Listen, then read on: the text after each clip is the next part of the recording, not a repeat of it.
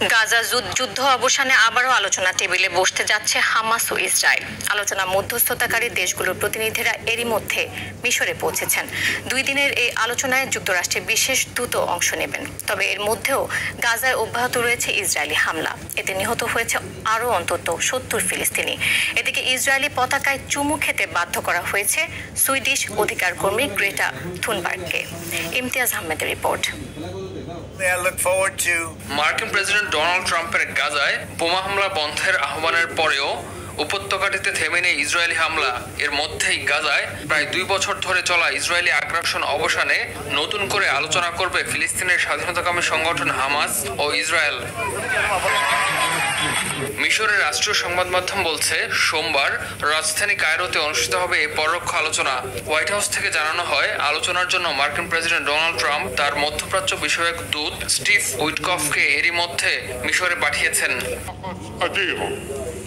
যদিও ইসরায়েল প্রতিরক্ষা মন্ত্রী ইসরায়েল কাটস বলছেন, গাজার প্রথম ধাপের পরিকল্পনা শিগগিরই বাস্তবায়ন করা হবে।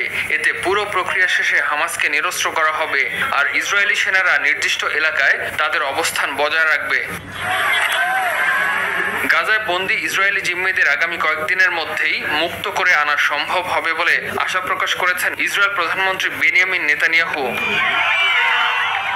অন্যদিকে গাজায় ত্রাণ পৌঁছে দিতে যাওয়া গ্লোবাল সুমুদ ফ্লোটিলা থেকে ইসরায়েলি সেনাদের হাতে আটক অধিকার কর্মীদের সঙ্গে খারাপ ব্যবহার ও নির্যাতনের অভিযোগ উঠেছে। ফ্লোটিলা কর্মীরা বলছেন, ইসরায়েলি সেনারা সুইডিশ অধিকার কর্মী গ্রেটা থুনবার্গকে হেনস্থা করেছেন। তাকে ইসরায়েলের পতাকা চুমু খেতেও বাধ্য করেছেন জায়ানবাদীরা। এদিকে গাজার উদ্দেশ্যে যাত্রা করা মানবিক সহায়তা নৌবহরের আটককৃত কর্মীদের মুক্তি এবং গাজা যুদ্ধ বন্ধের দাবিতে ইসরায়েল বিরোধী বিক্ষোভে উত্তাল ইউরোপ। স্পেন, ইতালি, যুক্তরাজ্য, পর্তুগাল সহ বিভিন্ন দেশে রাস্তায় নেমেছেন লাখো মানুষ। যুদ্ধ বন্ধ ও অবরোধ প্রত্যাহারের দাবি জানিয়েছেন তারা। এ সময় লন্ডনে আটক করা হয় 4 শতাধিক বিক্ষোভকারীকে।